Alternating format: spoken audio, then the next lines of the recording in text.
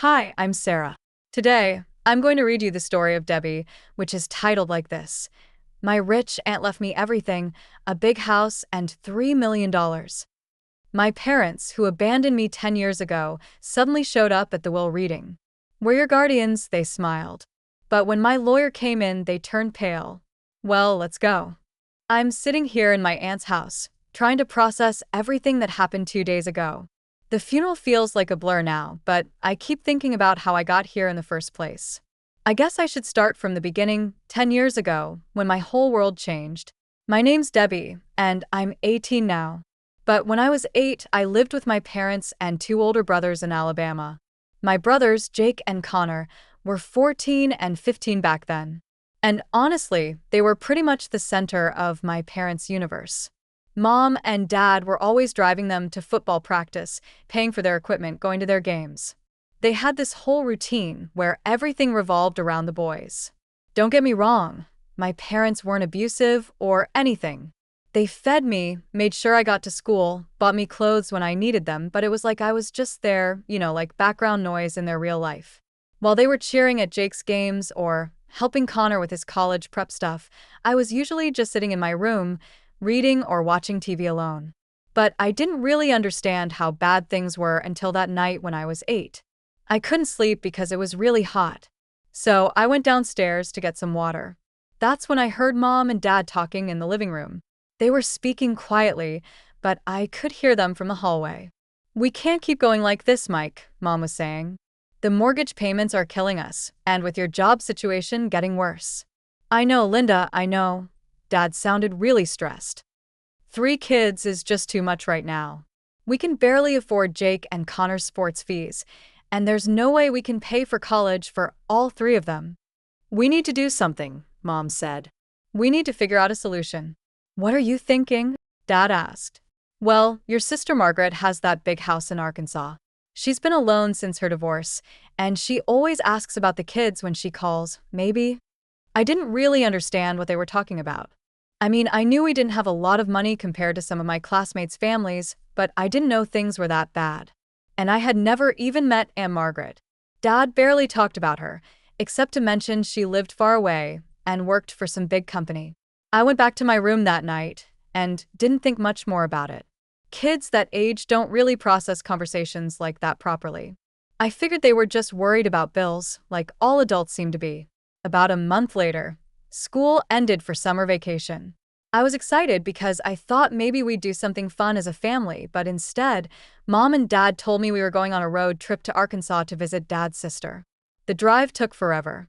Jake and Connor got to stay home because they had summer football camp, which I thought was unfair. But I was also kind of excited to meet this mysterious aunt and see a new place. When we got to Arkansas, I couldn't believe how big Aunt Margaret's house was. It was like something from a movie, with this huge front yard and tall white columns. Aunt Margaret came out to meet us, and she was nothing like I expected. She was taller than Dad, with gray hair pulled back in a neat bun. And she wore this crisp white blouse and dark pants, like she was going to a business meeting. "So, this is Debbie," she said, looking down at me with these sharp blue eyes.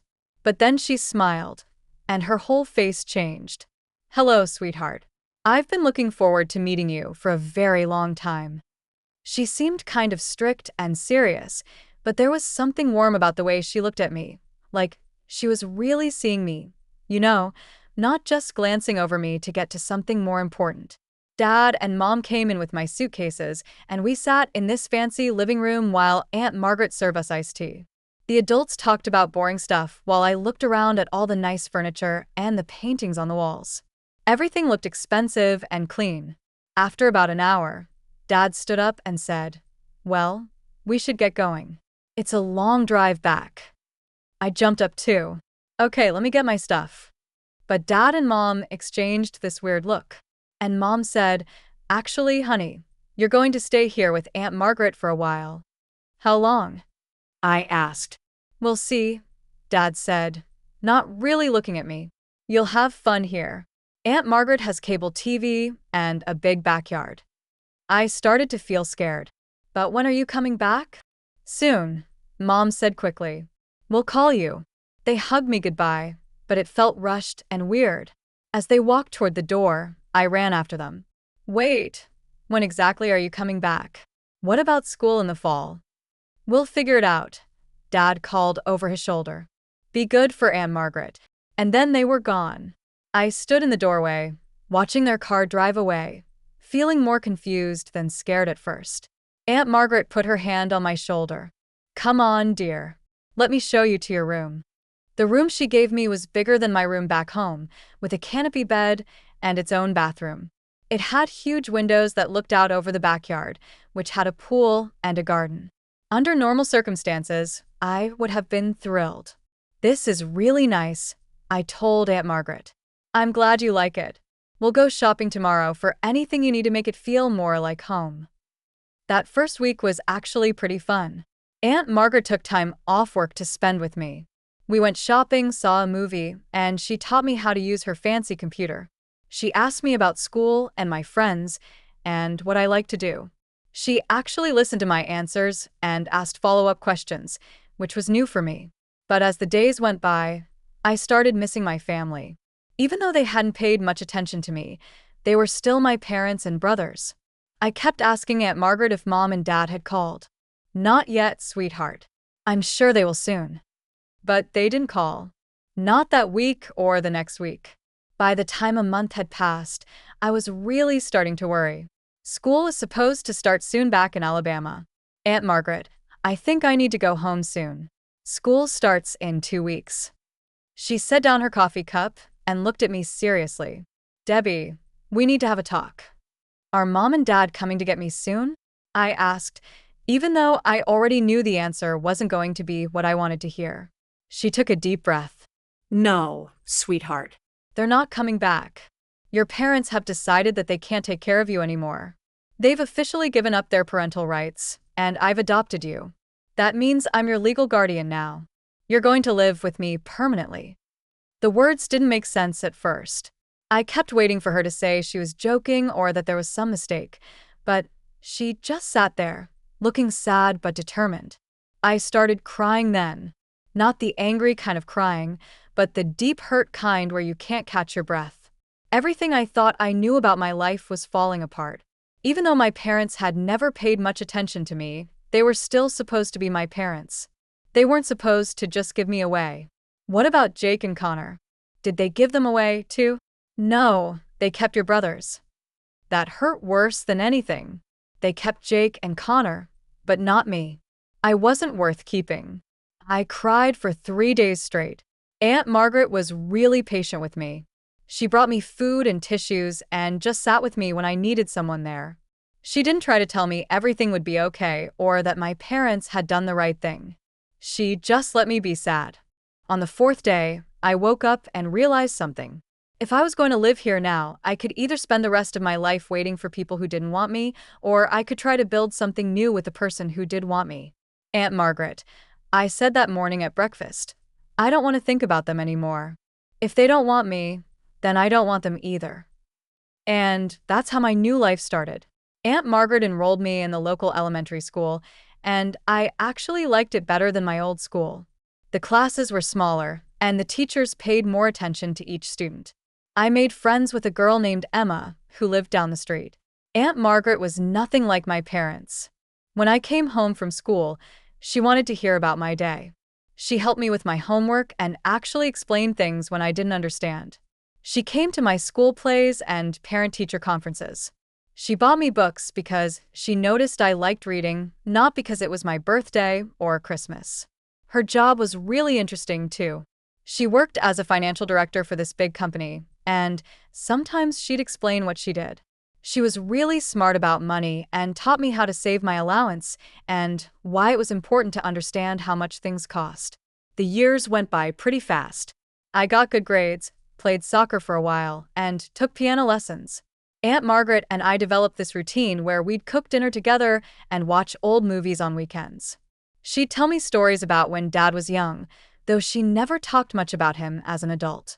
When I turned 14, she asked me something that surprised me. Debbie, would you like to visit your parents and brothers? I could arrange it if you want. I thought about it for maybe 10 seconds.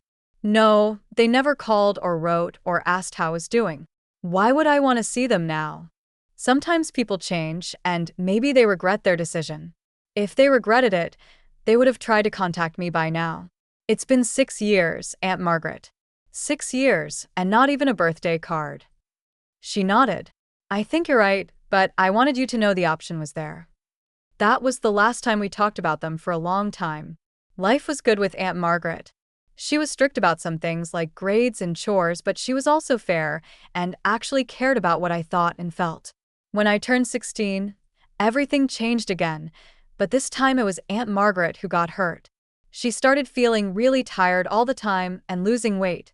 At first, she thought it was just stress from work, but when she went to the doctor, they found cancer.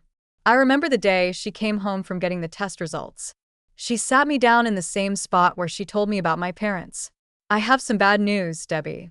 I have cancer, and it's pretty serious. I felt like the world was falling apart again.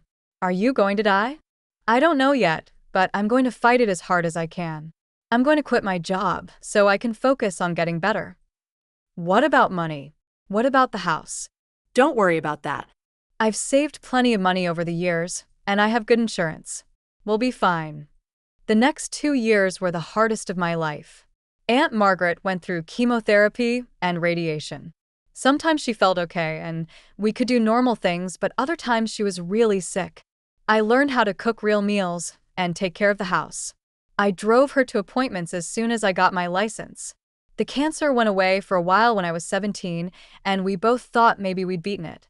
But then it came back, worse than before, right around my 18th birthday. My birthday that year was just me and Aunt Margaret at home. She was too weak to go out anywhere, but she still made me a cake and gave me this beautiful necklace that had belonged to her mother. I'm proud of the woman you've become, Debbie, she told me that day. You're strong and smart and kind, and I know you're going to do great things. 2 months later, I graduated from high school. Aunt Margaret was in the hospital and couldn't come to the ceremony, so Emma's mom filmed the whole thing for her. We set up a video call so Aunt Margaret could watch me walk across the stage. She was crying, but she looked so happy and proud. A month after that, she died. I was with her at the hospital when it happened. She just went to sleep and didn't wake up. She was only 53 years old. After Aunt Margaret died, I felt completely lost. I was 18 and suddenly alone in this big house, with no idea what to do next. Luckily, Aunt Margaret's best friend, Carol, helped me with the funeral arrangements. Carol had been Aunt Margaret's friend since college, and she knew how important I was to her. Carol called all of Aunt Margaret's friends and coworkers to let them know about the funeral. Then she said she needed to call my dad, since he was Aunt Margaret's only living sibling besides me. Do you want to call him, or should I? She asked. You do it, please. I haven't talked to him in 10 years. Carol put the call on speaker, so I could hear what he said. The phone rang a few times before Dad picked up. Hello. Hi, this is Carol Collins. I'm calling about your sister Margaret. I'm afraid I have some bad news. She passed away yesterday. There was silence for a moment. Then Dad said, Oh, I see. The funeral is this Saturday at 2 o'clock at St. Mary's Church in Little Rock. I can text you the address. Well, that's unfortunate timing. My son Connor just got promoted at his job, and we're having a big celebration party on Saturday. The whole family's coming, and we've already paid for the catering. I stared at the phone. Carol looked shocked too. I'm sorry. Did you just say you can't attend your sister's funeral because of a party? Look, it's not just a party. This is a big deal for Connor. He's worked really hard for this promotion, and we've been planning this celebration for weeks. Margaret would understand that family comes first. Carol's voice got really cold. Margaret was your family, too. Of course she was, but she's gone now, and the living have to come first. Besides, Debbie's there to handle things, right? She's an adult now. Carol hung up without saying goodbye. She looked at me with this mixture of anger and pity. Honestly, I wasn't surprised. Disappointed, maybe, but not surprised. It was exactly what I expected from them. The funeral was beautiful. About 50 people came, mostly Aunt Margaret's coworkers and friends from church. Carol gave a lovely speech about what a wonderful woman Aunt Margaret was and how much she loved me. I managed to get through my own speech without breaking down completely. After everyone left, I went back to the house alone. It felt so quiet and empty without Aunt Margaret. I spent the next 2 days just sitting around, trying to figure out what I was supposed to do next. Should I sell the house? Go to college, get a job? Aunt Margaret and I had talked about college, but not about the practical details. On the third day after the funeral, there was a knock at the door. I looked through the peephole and couldn't believe what I saw. It was my parents and both my brothers standing on the front porch like they belonged there. I opened the door slowly. "Hi, Debbie." "Oh, sweetheart." Mom rushed forward and tried to hug me, but I stepped back. "What are you doing here?" Dad pushed past me into the house. "We came to see how you're doing." "Of course. We're so sorry for your loss." Jake and Connor followed him in, looking around the house with these weird expressions, like they were evaluating everything they saw. "Nice place," Connor said, running his hand along the mantelpiece. "Really nice." "We're here to support you," Mom said, settling herself on the couch like she planned to stay. "You shouldn't be alone at a time like this." I stayed standing by the door. "Where were you 3 days ago when I needed support? You know, at the actual funeral." Mom waved her hand dismissively. "Oh, honey, you know we had Connor's party. It was already planned, and all the relatives were coming. We couldn't cancel something like that. We're here now, and that's what matters. We want to take care of you," Mom continued. I actually laughed. It was the first time I'd laughed since Aunt Margaret died, and it felt bitter. "You want to take care of me? Where have you been for the past 10 years? "That's different," Mom said. "You were living with Margaret and she was taking good care of you. But now that she's gone, you need your real family." "She was my real family." Jake spoke up for the first time. "Look, we get that you're upset, but you're being dramatic. We're here now because you inherited all this." He gestured around the room. "Mom and Dad are worried about you handling all this responsibility on your own." "What responsibility?" Connor grinned. "Come on, Debbie. This house must be worth what? $800,000, $900,000, plus whatever money she left you. That's a lot for an 18-year-old to manage." And there it was, the real reason they were here. Dad tried to look serious and concerned. "As Margaret's brother, I'm her rightful heir. I think it's only fair that I inherit at least half of her estate. She left everything to me in her will." "The will can be contested," Dad said, "especially when it involves someone so young. You're not equipped to handle this kind of money and property." Mom nodded. "That's why we're here, sweetie. As your parents, we're your legal guardians.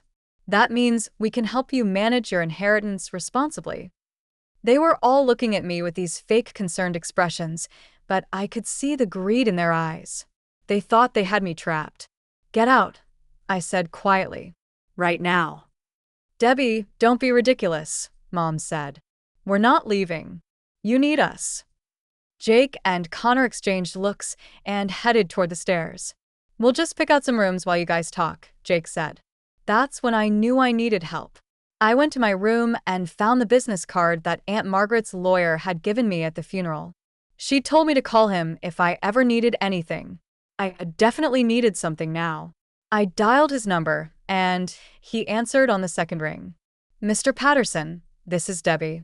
My parents showed up at the house, and they're acting like they own the place. They won't leave." "I'll be right there," he said. "Don't sign anything and don't agree to anything until I get there." 20 minutes later, the doorbell rang. I ran to answer it before my family could. Mr. Patterson was a tall, serious-looking man in his 50s who had handled all of Aunt Margaret's legal affairs. "Are you all right, Debbie?" "I think so. They're in the kitchen, eating our food." Mr. Patterson walked into the kitchen with me, and my family looked up from the sandwiches they were making. They had completely made themselves at home, using Aunt Margaret's good plates and everything. "Good afternoon," Mr. Patterson said, setting his briefcase on the counter. "I'm David Patterson, Margaret's attorney. Debbie called me because she's having some issues with uninvited guests." Dad stood up and tried to look important. "I'm Mike Henderson, Margaret's brother." "We're not Uninvited guests were Debbie's parents and legal guardians. Legal guardians? Mr. Patterson raised his eyebrows. What makes you think that? Mom jumped in. Debbie is only 18. In Alabama, where we live and where she was born, you don't become a legal adult until you're 19. That means we're still responsible for her and her property. Mr. Patterson actually chuckled. I see the confusion. But Debbie doesn't live in Alabama anymore. She's been a legal resident of Arkansas for 10 years. In Arkansas, the age of majority is 18. Debbie became a legal adult on her birthday 3 months ago. Mr. Patterson opened his briefcase and pulled out some papers. Furthermore, Debbie's legal guardianship was transferred to Margaret 10 years ago when you surrendered your parental rights. Even if Debbie were still a minor, which she's not, you would have no legal authority over her. Jake looked confused. But she's still our sister. Biologically, yes. Legally, no. Margaret adopted Debbie completely. You have no more legal relationship to her than any other stranger on the street. Connor's face was getting red. What about the inheritance? Dad's her brother. He should get something. Mr. Patterson pulled out another document. Margaret's will is very clear and legally binding. She left her entire estate to Debbie. This includes the house, all financial assets, and personal property. The total value is approximately $3 million. You could have heard a pin drop. My parents and brothers just stared at him with their mouths open. Dad's face turned purple. That's not fair. I'm her brother. Family should take care of family. You're absolutely right, I said, speaking up for the first time since Mr. Patterson arrived. Family should take care of family. Where were you when Aunt Margaret was dying of cancer? Where were you when I was taking care of her, driving her to chemotherapy, holding her hand in the hospital? We didn't know she was sick, Mom said weakly. You didn't know because you never called or wrote or cared enough to find out. You had 10 years to be family, and you chose not to be. Mr. Patterson nodded approvingly. Debbie, would you like me to explain to your former family what their legal options are? Please do. You have no legal claim to this property or inheritance whatsoever. Debbie is under no obligation to share anything with you. If you continue to harass her or attempt to pressure her into giving you money, we will pursue legal action for harassment and trespassing. Dad started yelling. This is ridiculous. We're her family. We came here to help her. You came here the day after her funeral, Mr. Patterson said calmly. After refusing to attend that funeral. Your timing speaks for itself. We need that money, Mom was crying now. Our house needs repairs, and the boys want to buy their own places. That's not Debbie's problem, Mr. Patterson replied. Now, I'm going to ask you to leave this house immediately. If you don't, I'll call the police. They left finally. I watched through the window as they got in their car and drove away, probably back to Alabama to figure out their next move. Thank you, I told Mr. Patterson after they were gone. You're welcome, but I'm afraid this might not be the end of it. People get desperate when they think money is involved. He was right. For the next month, they called constantly. The number changed every time, so they must have been using different phones or calling from friends' houses. They left voicemails begging me to forgive them, saying they wanted to be a family again, telling me sob stories about their financial problems. Jake called to say he and his girlfriend wanted to get married, but couldn't afford a house. Connor called, saying he needed money for a business investment. Mom called, crying about how guilty she felt and how they'd made a mistake giving me away. I saved every voicemail and text message, just like Mr. Patterson told me to do. After a month of this, Mr. Patterson had enough evidence to send them an official cease and desist letter. He basically told them that if they contacted me again, we'd take them to court and get a permanent restraining order. That finally did it. The calls stopped, and I haven't heard from them since.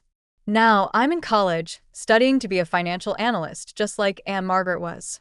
I'm living in her house, which feels like my house now. I haven't touched the inheritance money, except to pay for college and normal living expenses. Aunt Margaret taught me to be smart with money, and I'm not going to waste what she left me. Sometimes people ask me if I feel bad about not sharing the inheritance with my biological family. The answer is no. They made their choice 10 years ago when they decided I wasn't worth keeping. Aunt Margaret made her choice when she took me in and loved me and gave me a real home. I think about Aunt Margaret every day. She taught me that family isn't just about blood relations. It's about the people who choose to love you and stick by you when things get hard. She was my real family, and I was hers. I'm doing well in college, and I have a good life. I've made some close friends, and I'm dating a guy named David who's studying engineering. I told him the whole story about my family, and he thinks I did the right thing. That's enough for me.